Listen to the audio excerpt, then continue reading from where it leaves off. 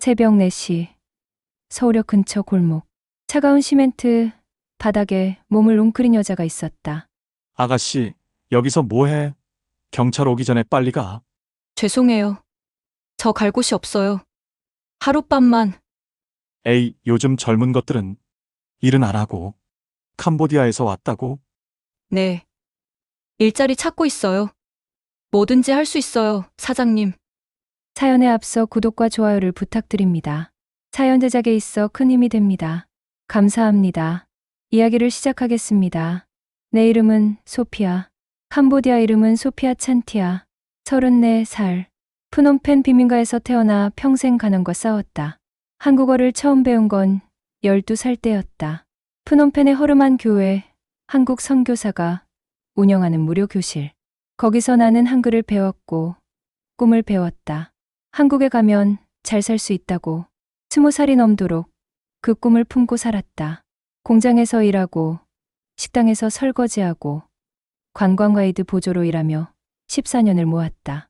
비행기 표 한 장, 그리고 브로커에게 줄 돈. 그렇게 나는 34살에 처음으로 조국을 떠났다. 하지만 지금 내가 서 있는 이곳은 꿈과는 너무 달랐다. 그리고 운명처럼 나는 그 사람을 만났다. 박만식, 68살, 만식인의 국밥집 사장. 내 인생을 완전히 바꿔놓을 그 남자를. 인천공항에 도착한 지 사흘째였다. 내 손에 쥐어진 마지막 돈은 3만 원. 구겨진 지폐 3장이 내 전 재산이었다. 관광비자 3달. 그 안에 뭐라도 해야 했다. 일자리를 구하고 돈을 벌고 고향에 있는 어머니와 남동생에게 송금해야 했다. 그게 내가 이곳에 온 이유였다. 브로커는 사라졌다. 50만 원을 받고 식당 일자리를 주선해준다던 그 남자는 인천공항. 도착 게이트에서 나를 받자마자 돈을 받고 화장실에 간다며 사라져버렸다. 전화는 꺼졌고 카카오톡 메시지는 읽지도 않았다. 약속했던 식당 일자리는 애초에 존재하지 않았다. 나는 공항 의자에서 하룻밤을 보냈다. 배낭 하나에 옷가지 몇 벌, 어머니가 싸준 것만고 한 봉지, 그리고 캄보디아 지폐로 싼 남동생의 사진 한 장. 그게 전부였다. 둘째 날은 편의점 앞 벤치에서, 셋째 날 밤은 서울역 근처 골목 계단에서 잤다. 추웠다. 10월의 서울은 프놈펜보다 훨씬 차갑고 냉정했다. 새벽 4시 나는 골목을 헤매고 있었다. 배가 고팠다. 마지막으로 먹은 게 언제였던가. 어제 편의점에서 산 삼각김밥 하나. 2,000원. 그게 마지막 식사였다. 거리는 고요했고 가로등 불빛만이 내 그림자를 길게 늘어뜨렸다. 그때 모퉁이를 돌자 김이 모락모락 나는 불빛이 보였다. 작은 식당. 간판에는 만식인의 국밥이라고 써 있었다. 유리창 너머로 노인 한 명이 보였다. 그는 혼자서 커다란 솥에 육수를 끓이고 있었다. 구분 등 느린 동작하지만 익숙한 손놀림. 내 발이 멈췄다. 저 사람도 혼자구나. 나처럼. 나는 떨리는 손으로 문손잡이를 잡았다. 딸랑. 문 위에 달린 종이 울렸다. 노인이 고개를 들었다. 주름진 얼굴, 피곤한 눈빛 하지만 어딘가 온화한 인상. 박만식, 68살, 30년째 이 국밥집을 운영하는 사장이라는 걸 나는 아직 몰랐다. 내 입술이 떨렸다. 한국어 단어들이 목구멍에서 엉켰다. 14년 동안 공부한 언어가 이 순간 입 밖으로 나오지 않았다. 절박함이 내 혀를 묶어버렸다. 만식이 먼저 입을 열었다. 손님이냐고. 아직 안 열었다고. 하지만 그의 목소리에는 짜증보다는 의아함이 섞여 있었다. 나는 두 손을 모았다. 캄보디아식 인사. 그리고 한국어로 말했다. 일자리가 필요하다고. 뭐든 잘한다고. 설거지, 청소, 요리도 배울 수 있다고. 급하게 절박하게 숨이 찰 정도로. 만식은 나를 위아래로 훑어봤다. 그의 시선이 내 더러운 옷 통클어진 머리 떨리는 손을 지나갔다. 나는 그 시선을 견뎌냈다. 자존심 같은 건 사흘 전에 인천공항에서 이미 버렸다. 침묵이 흘렀다. 길고 무거운 침묵. 육수 끓는 소리만이 그 정적을 채웠다. 만식이 한숨을 쉬었다. 그리고 물었다. 어디서 왔냐고. 비자는 있냐고. 한국말은 어디서 배웠냐고. 나는 대답했다. 캄보디아에서 왔다고, 관광비자 석 달이 있다고, 어렸을 때부터 배웠다고. 거짓말은 하나도 없었다. 다만 석 달 뒤에 어떻게 될지는 말하지 않았다. 만식의 눈빛이 잠깐 흔들렸다. 동정인지 경계인지 나는 알 수 없었다. 그가 말했다. 일당 5만 원. 하루 12시간. 새벽 5시부터 저녁 5시까지. 밥은 준다. 하지만 잘 곳은 없다. 그리고 석 달 뒤에는 돌아가야 한다. 나는 고개를 끄덕였다. 눈물이 날 것 같았지만 참았다. 감사하다고 말했다. 정말 열심히 하겠다고, 절대 실망시키지 않겠다고. 만식은 더 이상 아무 말도 하지 않았다. 그냥 앞치마 하나를 내밀었다. 낡고 기름때 묻은 파란색 앞치마. 나는 그걸 받아들고 가슴에 꼭 안았다. 그게 시작이었다. 내 새로운 삶의. 첫날 일은 생각보다 힘들었다. 양파를 까는데 손이 얼얼했고 뜨거운 물에 손을 담그니 화상 자국처럼 빨개졌다. 하지만 참았다. 불평하지 않았다. 만식은 말이 적었다. 지시만 했다. 이거 해라, 저거 해라. 나는 고개를 끄덕이고 일했다. 손님들이 들어왔다. 공사장 인부들, 택시 기사들, 혼자 사는 노인들. 모두 묵묵히 국밥을 먹고 갔다. 나는 설거지를 하고 테이블을 닦고 바닥을 쓸었다. 쉬지 않고 움직였다. 점심때 만식이 국밥 한 그릇을 내 앞에 놓았다. 김이 모락모락 나는 뜨거운 국밥. 나는 숟가락을 들었다. 첫 입을 뜨는 순간 눈물이 났다. 나흘 만에 제대로 된 밥. 따뜻한 밥. 누군가 내게 준 밥. 나는 고개를 숙이고 급하게 먹었다. 저녁이 되자 만식이 말했다. 뒤에 창고가 있다고. 거기서 자도 된다고. 좁고 어둡지만 따뜻하다고. 나는 감사하다고 몇 번이고 말했다. 창고는 정말 좁았다. 쌀포대와 양파 상자들 사이 좁은 공간. 하지만 낡은 이불 한 장이 있었고 문을 닫으면 바람이 들어오지 않았다. 나는 그날 밤 처음으로 제대로 잤다. 사흘 만에 꿈을 꿨다. 어머니가 나오는 꿈. 남동생이 웃고 있는 꿈. 나는 꿈속에서 울었다. 이제 괜찮을 거라고 말하면서. 일주일이 지났다. 나는 만식의 식당에 익숙해졌다. 새벽 4시 반이면 자동으로 눈이 떠졌고 손은 저절로 움직였다. 양파, 까기, 파 다듬기, 설거지, 청소. 모든 게 자연스러웠다. 만식도 조금씩 변했다. 처음처럼 경계하지 않았다. 가끔 내가 일하는 모습을 보며 고개를 끄덕였다. 칭찬은 아니었지만 인정하는 눈빛이었다. 나는 그걸로 충분했다. 일당 5만 원은 매주 토요일마다 받았다. 첫 주 25만 원. 나는 그 돈을 꼭 쥐고 한참을 바라봤다. 내가 번 돈. 정직하게 일해서 번 돈. 어느 날 저녁 손님이 다가고 만식이 소주를 꺼냈다. 혼자 마시려는 것 같았다. 나는 주방에서 설거지를 하며 그를 힐끔거렸다. 그의 뒷모습이 유난히 외로워 보였다. 구부정한 등, 축 처진 어깨, 혼자 술잔을 기울이는 모습. 만식이 나를 불렀다. 앉으라고, 같이 먹자고. 나는 놀랐다. 일주일 동안 그는 나와 밥을 먹을 때도 말이 없었는데 나는 조심스럽게 그의 맞은편에 앉았다. 만식이 소주잔을 하나 더 꺼내 내 앞에 놓았다. 그리고 따라줬다. 나는 두 손으로 잔을 받았다. 캄보디아식 예의. 만식이 말했다. 아내의 이야기를. 3년 전에 암으로 세상을 떠났다고. 이 식당을 같이 시작했다고. 30년을 함께 일했다고. 아침마다 같이 육수를 끓이고 손님을 받고 저녁에는 장부를 정리했다고. 그의 목소리가 떨렸다. 이제 혼자라고. 매일 혼자 일어나고 혼자 일하고 혼자 잔다고. 자식도 없다고. 아내가 아이를 가질 수 없는 몸이었다고. 그래도 괜찮았다고. 둘이서 살면 됐으니까. 하지만 이제는 혼자라고. 너무 외롭다고. 나는 가만히 듣고 있었다. 내 눈에도 눈물이 고였다. 나도 외롭다고 말했다.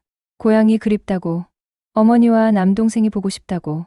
아버지는 내가 10살 때 교통사고로 돌아가셨다고. 어머니는 혼자 우리를 키웠다고. 공장에서 일하고 청소 일을 하고 밤에는 노점에서 과일을 팔았다고. 남동생은 아프다고. 태어날 때부터 심장이 약했다고. 수술이 필요한데 돈이 없다고. 그래서 내가 왔다고. 돈을 벌어서 남동생 수술비를 보내야 한다고. 만식이 나를 봤다. 오랫동안 그의 눈에 무언가가 일렁였다. 동정인지 이해인지 공감인지. 그가 천천히 고개를 끄덕였다. 그리고 말했다. 힘들었겠다고. 정말 힘들었겠다고. 나는 고개를 숙였다. 눈물이 뚝 떨어졌다. 처음이었다. 한국에 와서 누군가 내게 힘들었겠다고 말해준 게. 만식이 손을 뻗어 내 손을 덮었다. 거친 손, 굳은 살 박힌 손. 하지만 따뜻한 손. 나는 그 손을 꼭 잡았다. 우리는 한동안 말없이 앉아 있었다. 두 명의 외로운 사람. 서로의 온기를 나누며 그날 밤 이후 뭔가 달라졌다. 만식은 나에게 더 많은 것을 가르쳐 줬다. 육수 끓이는 법, 김치찌개 만드는 법, 고기 써는 법. 나는 열심히 배웠다. 그 옆에서 어깨 너머로 보고 따라했다. 가끔 우리의 손이 닿았다.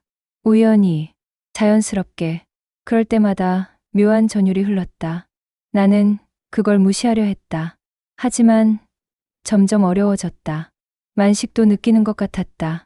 그의 시선이 자주 나를 향했다. 내가 일할 때, 내가 웃을 때, 내가 머리를 쓸어 넘길 때. 나는 그 시선을 느꼈다. 뜨겁고 간절한.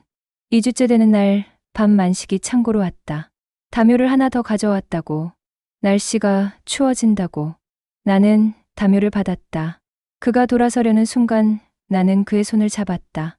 무의식적으로. 만식이 멈췄다. 나를 돌아봤다. 어둠 속에서 우리의 시선이 마주쳤다. 말없이 오랫동안 뭔가가 공기 중에 흘렀다. 긴장, 갈망, 두려움, 기대. 만식이 천천히 내 얼굴에 손을 가져다 댔다.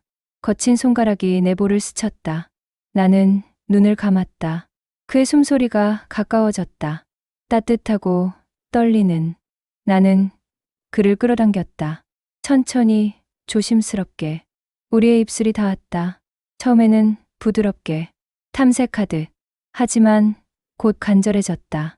외로움이 우리를 하나로 만들었다. 우리의 몸이 가까워졌다. 옷이 벗겨졌다. 떨리는 손으로. 급하지만 조심스럽게. 차가운 창고 바닥. 하지만 우리는 뜨거웠다. 만식의 몸은 늙었지만 단단했다. 세월의 흔적이 있었지만 여전히 남자였다. 나는 그를 느꼈다. 전부를. 그도 나를 느꼈다. 우리는 서로를 탐했다. 천천히 깊게. 시간이 멈춘 것 같았다. 그의 움직임은 느렸다. 서두르지 않았다. 마치 나를 기억하려는 것처럼. 모든 순간을 새기려는 것처럼. 나는 그의 이름을 불렀다. 만식, 만식. 그는 내 이름을 속삭였다. 소피아, 소피아. 우리는 서로에게 필요했다. 육체적으로, 정서적으로, 영혼으로. 절정이 왔다. 조용하지만 강렬하게. 우리는 서로를 꼭 안았다. 떨리는 몸으로. 그 밤은 길었다. 그리고 짧았다. 영원 같았고 순간 같았다. 새벽이 밝았다. 나는 만식의 팔에 안긴 채 눈을 떴다. 그는 아직 자고 있었다. 평화로운 얼굴. 주름진 얼굴이지만 어젯밤보다 젊어 보였다. 나는 조용히 그를 바라봤다. 이게 맞는 걸까? 34살과 68살. 너무 큰 나이 차이. 게다가 나는 불법 체류자가 될 위기에 처한 이방인. 하지만 내 가슴은 따뜻했다. 오랜만에 느끼는 행복. 만식이 눈을 떴다. 그는 나를 봤다. 그의 눈에는 당황함과 죄책감이 섞여 있었다. 나는 먼저 말했다. 괜찮다고. 후회하지 않는다고. 만식이 천천히 고개를 끄덕였다. 그리고 말했다. 자기도 후회하지 않는다고. 오히려 살아있다는 느낌이 든다고. 우리는 일어나 평소처럼 하루를 시작했다. 육수를 끓이고 재료를 준비하고 손님을 받았다. 하지만 모든 게 달랐다. 우리가 스치면 전기가 흘렀다. 시선이 마주치면 미소가 나왔다. 작은 비밀을 공유하는 것 같았다. 위험하지만 달콤한. 낮에는 사장과 직원, 밤에는 남자와 여자. 우리는 그렇게 이중의 삶을 살기 시작했다. 날이 갈수록 우리의 관계는 깊어졌다. 만식은 내게 더 많은 것을 알려줬다. 단순히 요리만이 아니라 그의 삶을, 그의 과거를, 그의 꿈을. 어느 날 만식이 물었다. 한국에 계속 있고 싶냐고. 나는 고개를 끄덕였다. 물론이라고. 여기가 좋다고. 당신이 있어서. 만식이 심각한 얼굴로 말했다. 비자 문제를 해결해야 한다고. 방법을 찾아봐야 한다고. 하지만 쉽지 않다는 걸 우리 둘 다 알았다. 관광비자로 온 외국인이 합법적으로 체류하기는 거의 불가능했다. 결혼 아니면 난민 신청. 하지만 결혼은 나이 차이가 너무 컸다. 주변에서 뭐라고 할지 뻔했다. 난민 신청은 인정받기가 너무 어려웠다. 우리는 답을 찾지 못했다. 그냥 하루하루를 살았다. 내일을 걱정하지 않으려 애쓰면서. 한 달이 지났다. 나는 만식의 식당에서 없어서는 안 될 사람이 되었다. 손님들도 나를 알아봤다. 캄보디아에서 온 아가씨. 친절하고 부지런한. 어떤 손님은 내게 한국말을 가르쳐 주기도 했다. 어떤 손님은 캄보디아 이야기를 물어봤다. 나는 조금씩 이곳에 뿌리를 내리고 있었다. 만식도 달라졌다. 예전보다 웃음이 많아졌다. 손님들에게도 더 친절해졌다. 식당 분위기가 밝아졌다. 매출도 조금씩 늘었다. 나는 기뻤다. 내가 그에게 도움이 된다는 게. 하지만 행복은 오래가지 못했다. 어느 날 저녁 낯선 남자 둘이 식당에 들어왔다. 양복을 입은 중년 남자들. 그들은 국밥을 시키고 앉았다. 하지만 먹지 않았다. 그냥 나를 쳐다봤다. 날카롭게, 의심스럽게. 나는 불안해졌다. 본능적으로 위험을 감지했다. 그들이 일어나 계산을 하며 만식에게 물었다. 저 여자 직원 비자 있냐고. 외국인 고용 신고했냐고. 만식의 얼굴이 굳었다. 그는 대답하지 못했다. 남자들이 명함을 꺼냈다. 출입국 관리 사무소. 나는 숨이 멎는 것 같았다. 그들이 말했다. 조사가 들어올 거라고. 외국인 불법 고용 의심 신고가 들어왔다고. 증거를 준비하라고. 그들이 나갔다. 문이 닫히는 소리가 유난히 크게 들렸다. 만식과 나는 얼어붙은 채 서 있었다. 오랜 침묵. 그리고 만식이 말했다. 괜찮을 거라고. 방법을 찾을 거라고. 하지만 그의 목소리는 떨리고 있었다. 나는 알았다. 이제 끝이 가까워졌다는 걸. 우리의 작은 행복이 무너지기 시작했다는 걸. 그날 밤 우리는 서로를 꼭 안았다. 말없이, 두렵게, 내일이 오지 않기를 바라면서. 출입국 관리 사무소 조사가 시작됐다. 담당자가 나왔다. 서류를 확인하고 식당을 둘러봤다. 나를 불러 질문했다. 언제 왔냐고, 무슨 비자로 왔냐고, 어디서 자냐고, 돈은 받냐고. 나는 떨리는 목소리로 대답했다. 관광비자로 왔다고, 그냥 도와주는 것뿐이라고, 돈은 안 받는다고. 거짓말이었다. 담당자는 내 눈을 똑바로 쳐다봤다. 거짓말하는 거 다 안다는 눈빛. 하지만 증거가 없으면 어쩔 수 없었다. 그는 경고했다. 불법 체류하면 강제 추방된다고. 불법 고용하면 사업주도 처벌받는다고. 조심하라고. 담당자가 간 후 만식이 주저앉았다. 얼굴이 새하얗게 질렸다. 나는 그의 옆에 앉았다. 미안하다고 말했다. 내 때문에 이런 일이 생겼다고. 만식이 고개를 저었다. 아니라고. 자기 선택이었다고. 하지만 우리 둘 다 알았다. 이대로는 안 된다는 걸. 뭔가 결정해야 한다는 걸. 만식이 말했다. 결혼하자고. 그럼 비자 문제가 해결된다고. 나는 놀라 그를 쳐다봤다. 진심이냐고 물었다. 만식이 고개를 끄덕였다. 진심이라고. 당신을 보내고 싶지 않다고. 하지만 나는 고개를 저었다. 안 된다고. 당신을 힘들게 할 수 없다고. 나이 차이가 34살이라고. 사람들이 뭐라고 하겠냐고. 가짜 결혼이라고 의심할 거라고. 만식에게 피해만 갈 거라고. 만식이 내 손을 잡았다. 상관없다고. 사람들이 뭐라든 상관없다고. 당신이 필요하다고. 나는 눈물을 흘렸다. 고맙다고. 정말 고맙다고. 하지만 안 된다고. 당신 인생을 망칠 수 없다고. 우리는 그날 밤 처음으로 싸웠다. 큰 소리를 낸 건 아니었지만 서로 다른 생각에 부딪혔다. 만식은 결혼하자고 했고 나는 거절했다. 평행선이었다. 다음 날부터 분위기가 달라졌다. 만식은 말수가 줄었다. 나도 마음이 무거웠다. 일은 계속했지만 예전 같지 않았다. 스치는 손길에서 느껴지던 따뜻함이 사라졌다. 시선이 마주쳐도 금방 피했다. 밤에도 만식은 창고로 오지 않았다. 나는 혼자 낡은 이불을 덮고 잤다. 차갑고 외로웠다. 일주일이 그렇게 지났다. 우리는 서로에게 말을 걸지 않았다. 필요한 말만 했다. 양파 더 까오라. 네, 설거지 다 했어요. 그래, 그게 전부였다. 어느 날 상황이 더 나빠졌다. 단골 손님 중 하나가 소리를 질렀다. 불법 체류자를 고용하는 식당에서는 못 먹겠다고. 위생도 믿을 수 없다고. 다른 손님들이 웅성거렸다. 나는 주방 구석에 숨었다. 만식이 손님을 달랬다. 오해라고. 합법적으로 일하고 있다고. 하지만 소문은 이미 퍼지기 시작했다. 그날 저녁 손님이 평소의 절반도 안 왔다. 만식은 카운터에 앉아 고개를 떨구고 있었다. 나는 다가가 말했다. 내가 나가겠다고. 그만두겠다고. 당신 식당을 망치고 싶지 않다고. 만식이 고개를 들었다. 그의 눈에 눈물이 고여 있었다. 가지 말라고.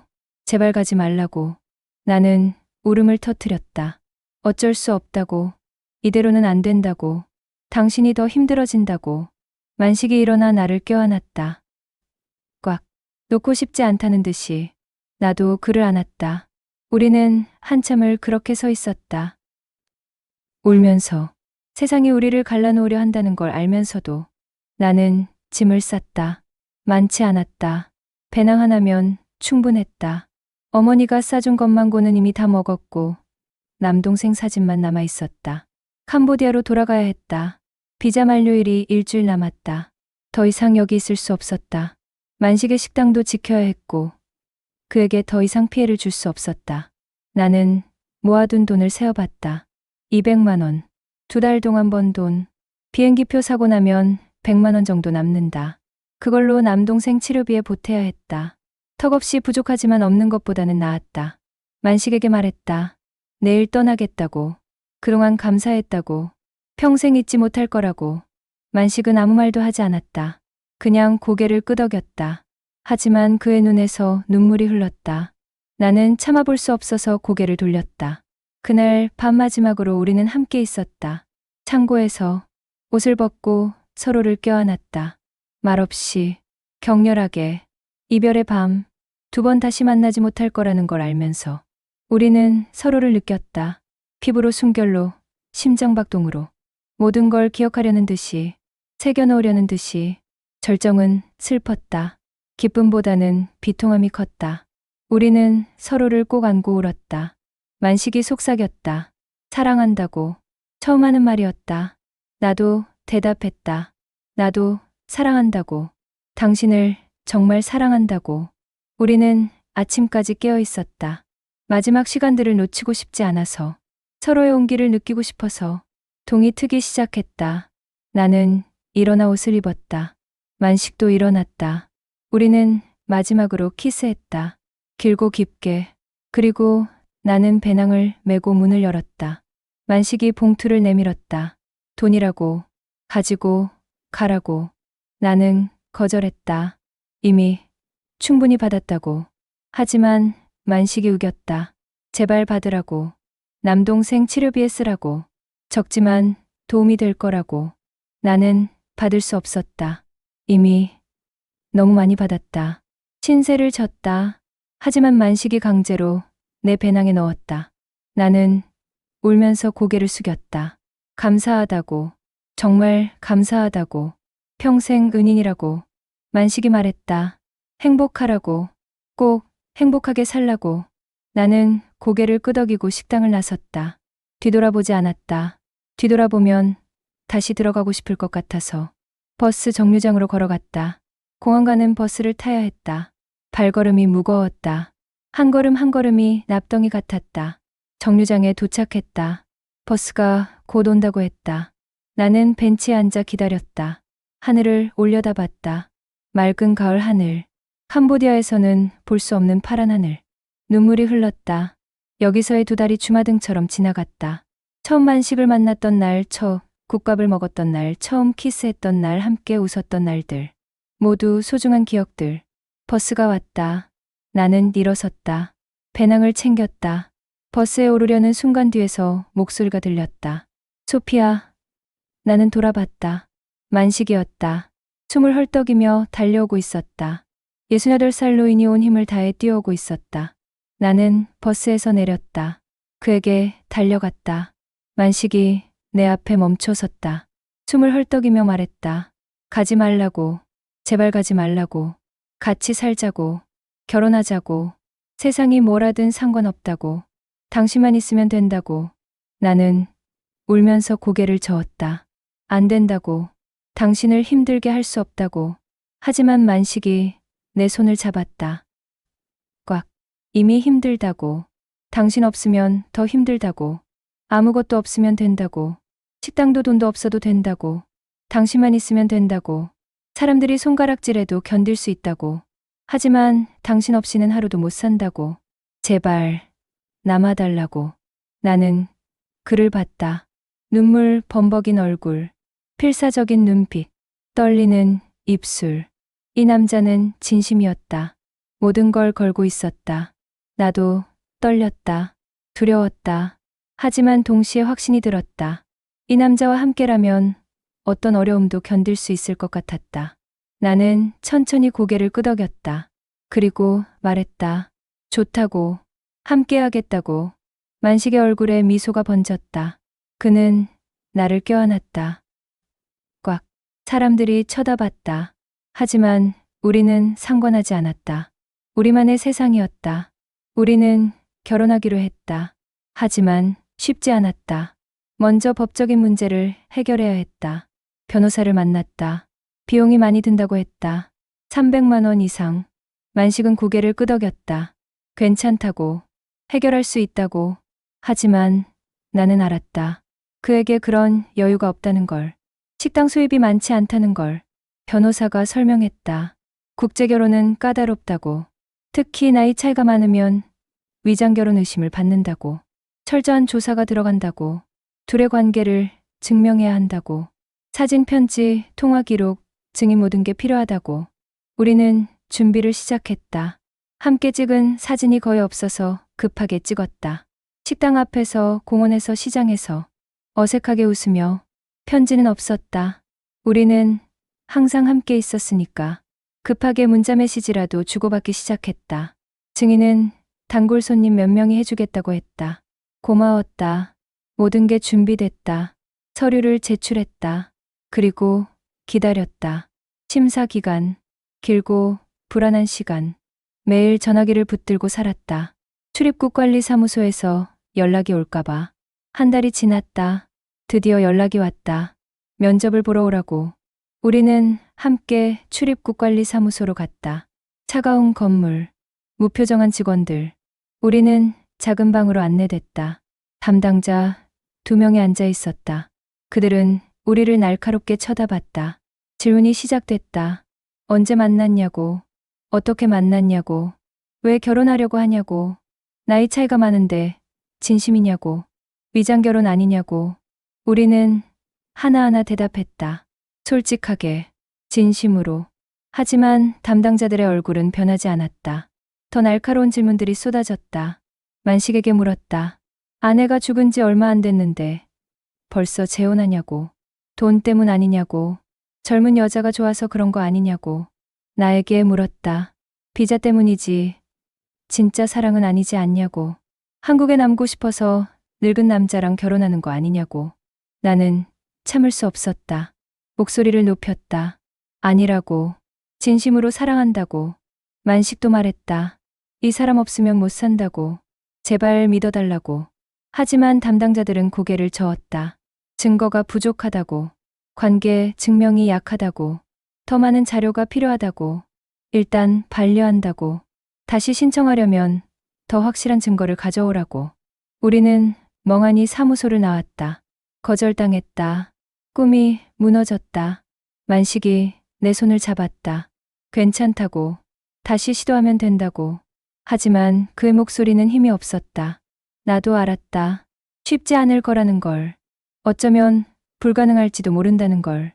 그날 밤 우리는 식당에 앉아 소주를 마셨다. 말없이 한 병, 두 병, 취기가 올라왔다. 만식이 말했다. 미안하다고. 내가 더 젊었으면 좋았을 텐데. 내가 더 능력 있었으면 좋았을 텐데. 나는 고개를 저었다. 아니라고. 당신은 완벽하다고. 내가 문제라고. 내가 불법 체류자여서. 내가 가난해서. 내가 아무것도 없어서. 우리는 서로를 위로했다. 하지만 현실은 냉정했다. 상황은 점점 나빠졌다. 다음 주 출입구 관리 사무소에서 또 연락이 왔다. 조사관이 나온다고. 우리의 관계를 확인하러. 동거 여부를 확인하러. 나는 패닉에 빠졌다. 나는 여전히 창고에서 자고 있었다. 우리는 함께 살지 않았다. 이걸 들키면 끝이었다. 만식이 결정했다. 당장 함께 살자고. 자기 집으로 오라고. 나는 망설였다. 이게 맞는 건가? 조사 때문에 급하게 동거하는 게. 하지만 다른 방법이 없었다. 나는 짐을 챙겨 만식의 집으로 갔다. 작은 빌라 2층. 좁지만 깨끗한 집. 만식이 혼자 살던 공간. 그의 집은 쓸쓸했다. 아내의 흔적이 아직 남아 있었다. 사진, 옷, 화장품. 만식은 아직 정리하지 못했다고 했다. 차마 버릴 수 없었다고. 나는 이해했다. 하지만 동시에 불편했다. 내가 여기 있어도 되는 걸까? 죽은 아내의 자리를 차지해도 되는 걸까? 그날 밤 우리는 같은 침대에서 잤다. 처음으로. 하지만 서로를 안지 못했다. 어색했다. 부담스러웠다. 뭔가 잘못되고 있는 것 같았다. 며칠 후 조사관이 왔다. 집을 둘러봤다. 방, 거실, 화장실. 하나하나 확인했다. 함께 찍은 사진이 있냐고 물었다. 급하게 액자에 넣은 사진 몇 장을 보여줬다. 조사관이 의심스러운 눈빛으로 봤다. 이웃들에게도 물어봤다. 언제부터 같이 살았냐고. 이웃들은 모른다고 했다. 최근에 여자가 들어온 것 같다고. 조사관이 메모했다. 우리는 식은땀을 흘렸다. 조사관이 갔다. 결과는 일주일 후에 통보한다고. 우리는 불안한 일주일을 보냈다. 밤마다 뒤척이며 기도했다. 제발 통과되기를. 결과가 나왔다. 또 반려됐다. 이유는 관계의 진정성이 의심된다는 것. 동거 기간이 너무 짧다. 주변 증언이 부족하다. 더 확실한 증거가 필요하다. 우리는 절망했다. 어떻게 해야 하지? 더 이상 방법이 없는 것 같았다. 내 비자는 이미 만료됐다. 나는 불법 체류자였다. 언제 단속될지 몰랐다. 만식의 식당도 어려워졌다. 손님이 더 줄었다. 불법 체류자 고용 소문이 퍼지면서 사람들이 기피했다. 매출이 반으로 떨어졌다. 적자였다. 만식은 저축한 돈을 꺼내 쓰기 시작했다. 변호사 비용, 생활비, 식당 운영비. 돈이 빠르게 줄어들었다. 우리는 스트레스에 시달렸다. 작은 일에도 짜증이 났다. 서로에게 나를 세웠다. 처음으로 큰 싸움을 했다. 만식이 말했다. 이렇게까지 해서 함께 있어야 하냐고. 차라리 포기하는 게 나은 거 아니냐고. 나는 상처받았다. 소리쳤다. 포기하고 싶으면 포기하라고. 나 혼자 돌아가겠다고. 만식도 소리쳤다. 그게 아니라고. 힘들어서 그런다고. 하지만 말은 이미 내뱉어졌다. 상처는 깊었다. 나는 방문을 닫고 혼자 울었다. 만식도 거실에서 술을 마셨다. 며칠간 우리는 말을 하지 않았다. 같은 집에 살면서도 남남처럼. 식당 일도 기계적으로 했다. 손님도 거의 오지 않았다. 하루 매출이 10만 원도 안 될 때가 있었다. 이대로는 식당을 유지할 수 없었다. 만식은 고민했다. 식당을 정리해야 하나. 30년 인생을 바친 식당을. 나는 내 탓인 것 같아 견딜 수 없었다. 내가 모든 걸 망쳤다. 만식의 삶을 망쳤다. 어느 날 밤 나는 결심했다. 떠나야겠다. 이번엔 진짜로. 돌아보지 않고 몰래 짐을 쌌다. 새벽에 나가려고 했다. 하지만 만식이 깨어 있었다. 그는 거실에 앉아 나를 기다리고 있었다. 또 가려고 하냐고 물었다. 나는 고개를 끄덕였다. 이게 맞다고. 당신을 위해서라고. 만식이 일어났다. 다가왔다. 그리고 무릎을 꿇었다. 68살 노인이 내 앞에 무릎을 꿇었다. 제발 가지 말라고 했다. 자기가 잘못했다고 힘든 말해서 미안하다고, 포기하지 않겠다고, 끝까지 함께하겠다고, 당신 없이는 못 산다고. 눈물을 흘렸다. 나도 무릎을 꿇었다. 그를 껴안았다. 우리는 바닥에서 서로를 안고 울었다. 미안하다고, 사랑한다고, 포기하지 말자고, 함께 이겨내자고. 그날 밤 우리는 다시 하나가 됐다. 바닥에서 서로를 확인했다. 옷을 벗었다. 격렬하게 절실하게 서로를 느꼈다. 이게 마지막일지 모른다는 듯이 모든 걸 쏟아부었다. 영혼까지. 다음날 우리는 새로운 결심을 했다. 포기하지 않기로. 어떻게든 방법을 찾기로. 만식이 말했다. 식당을 팔겠다고. 그 돈으로 더 좋은 변호사를 고용하겠다고. 나는 반대했다. 안 된다고. 당신의 전부인데. 하지만 만식은 확고했다. 식당보다 당신이 더 중요하다고. 30년이란 곳이지만 새로 시작할 수 있다고. 당신만 있으면 어디서든 행복할 수 있다고. 나는 울면서 고개를 끄덕였다. 고맙다고, 사랑한다고. 만식이 미소 지었다. 오랜만에 보는 진짜 미소. 우리는 식당 매물을 내놨다. 생각보다 빨리 매수자가 나타났다. 젊은 부부였다. 가격을 흥정했다. 만식은 최대한 받아내려 했다. 우리에게 필요한 돈이 많았으니까. 결국 2천만 원에 팔렸다. 적은 돈은 아니었지만 많지도 않았다. 하지만 희망이었다. 우리는 더 좋은 변호사를 찾았다. 전문가였다. 국제결혼 전문. 성공률이 높다고 했다. 비용은 500만 원. 비쌌지만 어쩔 수 없었다. 우리는 계약했다. 변호사가 새로운 전략을 제시했다. 인도적 체류 허가를 신청하자고. 결혼은 일단 보류하고. 소피아의 사정을 부각시키자고. 가족 구양 의무 남동생 치료비 등등. 그리고 만식과의 관계는 보조적으로. 이렇게 하면 확률이 높다고. 우리는 동의했다. 새로운 서류를 준비했다. 캄보디아에서 서류를 공수했다. 남동생 진단서, 어머니 증명서, 가족관계 증명서. 비용이 많이 들었지만 해냈다. 모든 서류를 제출했다. 그리고 또 기다렸다. 이번에는 다를 거라고 믿으면서. 2달이 지났다. 길고 불안한 시간이었다. 만식은 식당을 팔았기 때문에 일이 없었다. 나는 집에 숨어 지냈다. 밖에 나갈 수 없었다. 단속이 무서워서. 우리는 남은 돈으로 조심스럽게 생활했다. 아껴 쓰고 절약했다. 하지만 행복했다. 함께 있다는 것만으로. 아침에 일어나 같이 밥을 먹었다. 만식이 요리했다. 국밥은 아니었지만 맛있었다. 나는 설거지를 했다. 오후에는 같이 산책을 나갔다. 조용한 공원, 사람 없는 길. 손을 잡고 걸었다. 저녁에는 집에서 영화를 봤다. 나란히 앉아. 이런 평범한 일상이 얼마나 소중한지 깨달았다. 어느 날 드디어 연락이 왔다. 출입국관리사무소에서. 심장이 멎는 것 같았다. 전화를 받았다. 담당자가 말했다. 인도적 체류 허가가 승인됐다고. 1년 체류 자격. 그리고 취업도 가능하다고. 나는 비명을 질렀다. 기쁨의 비명. 만식이 달려왔다. 무슨 일이냐고. 나는 울면서 말했다. 됐다고, 승인됐다고. 이제 합법적으로 있을 수 있다고. 만식이 나를 들어올렸다. 빙글빙글 돌렸다. 우리는 웃고 울고 키스했다. 해냈다. 정말 해냈다. 변호사가 설명했다. 1년 후에 갱신할 수 있다고. 계속 체류하면 결혼도 가능하다고.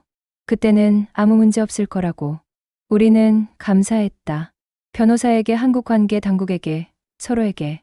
이제 새로운 시작이었다. 만식이 말했다. 다시 식당을 하자고. 작은 거라도 우리 둘이 할 수 있는. 나는 좋다고 했다. 함께라면 뭐든 할 수 있다고. 우리는 작은 식당을 알아보기 시작했다. 많은 돈은 없었지만 할 수 있었다. 보증금이 적은 곳, 작은 평수. 중요한 건 크기가 아니라 마음이었다. 한 달 후 우리는 새 식당을 열었다. 소피아 내 국밥. 내 이름을 걸었다. 만식이 제안했다. 새로운 시작이니까 새 이름으로. 나는 감동했다. 간판이 달리는 날 나는 울었다. 내 이름이 한글로 쓰인 간판. 한국에서 내 자리. 내 보금자리. 식당은 작았다. 테이블 6개. 주방도 좁았다. 하지만 깨끗하고 따뜻했다. 우리는 열심히 일했다. 만식이 육수를 끓이고 나는 손님을 받았다. 손님들이 조금씩 왔다. 처음에는 적었지만 점점 늘었다. 맛있다고 친절하다고 소문이 났다. 어느 날 특별한 손님이 왔다. 출입국 관리 사무소 담당자. 처음에는 놀랐다. 문제가 생긴 건가? 하지만 그는 웃으며 말했다. 국밥 먹으러 왔다고. 소문 들었다고. 우리는 최고의 국밥을 내놨다. 그는 맛있게 먹고 말했다. 잘 됐다고. 행복해 보인다고. 계속 이렇게 살라고. 우리는 감사하다고 했다. 그가 나가면서 말했다. 1년 후 갱신 때 아무 문제 없을 거라고. 계속 잘하라고. 희망이 보였다. 미래가 보였다. 밤에 우리는 식당 문을 닫고 청소를 했다. 함께, 나란히. 만식이 나를 껴안았다. 뒤에서 조용히. 행복하냐고 물었다. 나는 고개를 끄덕였다. 정말 행복하다고. 당신 덕분이라고. 만식이 속삭였다. 나도 행복하다고. 당신을 만나서 다시 살아났다고. 우리는 돌아섰다. 마주 봤다. 키스했다. 길고 깊게. 집으로 돌아왔다. 우리의 집. 함께 만든 보금자리. 옷을 벗었다. 천천히 부드럽게. 침대에 누웠다. 서로를 느꼈다. 이제는 조급하지 않았다. 시간이 있었다. 미래가 있었다. 천천히 깊게 사랑을 나눴다. 영혼까지 닿는. 절정은 고요했다. 평화로웠다. 우리는 서로를 안고 잠들었다. 내일이 기다려졌다. 모레도 그 다음 날도 함께할 모든 날들이. 나는 행복했다. 진정으로. 캄보디아에서 꿈꾸던 것보다 더 큰 행복. 사랑하는 사람과 함께 어려움을 이겨내고. 이제 우리는 알았다. 나이도 국적도 중요하지 않다는 걸. 진짜 사랑이면 모든 걸 이길 수 있다는 걸. 우리는 증명했다. 그리고 앞으로도 증명할 것이다. 매일매일. 몇 달 후 좋은 소식이 더 왔다. 캄보디아에서 어머니가 전화했다. 남동생 수술이 성공했다고. 내가 보낸 돈과 모금으로 수술을 받았다고. 이제 괜찮아졌다고. 곧 일도 할 수 있을 거라고. 나는 울면서 기뻐했다. 만식도 함께 기뻐해줬다. 모든 게 제자리를 찾아가고 있었다. 언젠가 어머니와 남동생을 한국으로 초대하고 싶었다. 우리의 식당을 보여주고 싶었다. 만식을 소개하고 싶었다. 그날이 올 것이다. 나는 믿었다. 1년이 지났다. 체류 허가 갱신 시기가 왔다. 우리는 서류를 준비했다. 이번에는 자신 있었다. 식당 운영 증명, 소득 증명, 납세, 증명, 건강보험 모든 게 완벽했다. 제출했다. 한 달 후 승인됐다. 이번에는 2년 체류 허가. 그리고 담당자가 말했다. 내년쯤 결혼하면 영주권 신청도 가능하다고. 꿈만 같았다. 영주권. 한국에서 영원히 살 수 있는. 만식과 함께 우리는 드디어 공식적으로 결혼을 준비하기 시작했다. 작은 결혼식. 식당에서 단골 손님들만 초대하고 변호사도 오고 이웃들도 오고. 간소했지만 따뜻했다. 나는 하얀 드레스를 입었다. 저렴한 거였지만 예뻤다. 만식은 양복을 입었다. 30년 만에 입는 양복이라고 했다. 우리는 서로를 보고 웃었다. 서약을 했다. 좋을 때나 어려울 때나 함께하겠다고. 죽음이 갈라놓을 때까지. 키스를 했다. 사람들이 박수를 쳤다. 우리는 행복했다. 완전히. 그날 밤 우리는 처음으로 부부의 밤을 보냈다. 법적으로 부부가 된. 특별했다. 이전과는 달랐다. 더 깊었다. 더 의미 있었다. 우리는 천천히 사랑을 나눴다. 모든 걸 느끼면서 서로의 심장박동 숨결온기. 영원히 기억하고 싶은 순간. 끝나고 우리는 서로를 안고 누워 있었다. 창문 밖으로 별이 보였다. 만식이 속삭였다. 저 별처럼 영원하자고. 나는 대답했다. 영원히 함께하자고. 지금 우리는 행복하다. 식당은 잘 되고 있다. 손님이 많아져서 직원도 한 명 뽑았다. 베트남에서 온 젊은 여자. 나처럼 꿈을 찾아온. 나는 그녀를 도와주고 있다. 내가 받은 도움을 돌려주면서. 만식은 건강하다. 69살이지만 여전히 매일 새벽 4시에 일어나 육수를 끓인다. 나도 옆에서 돕는다. 우리는 좋은 팀이다.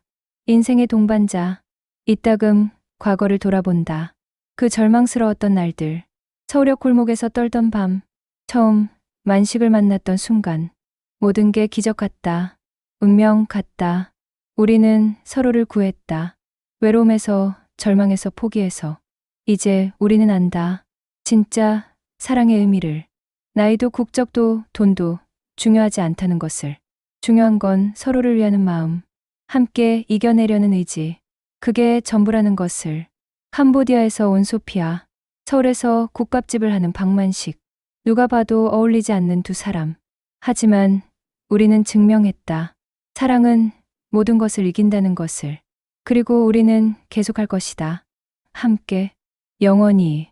소피아네 국밥에서 김이 모락모락 나는 따뜻한 국밥처럼 우리의 사랑도 언제나 따뜻할 것이다. 사연을 들어주셔서 감사합니다. 여러분들의 자유로운 의견들을 댓글로 달아주세요. 사연에 있어 큰 지혜가 됩니다.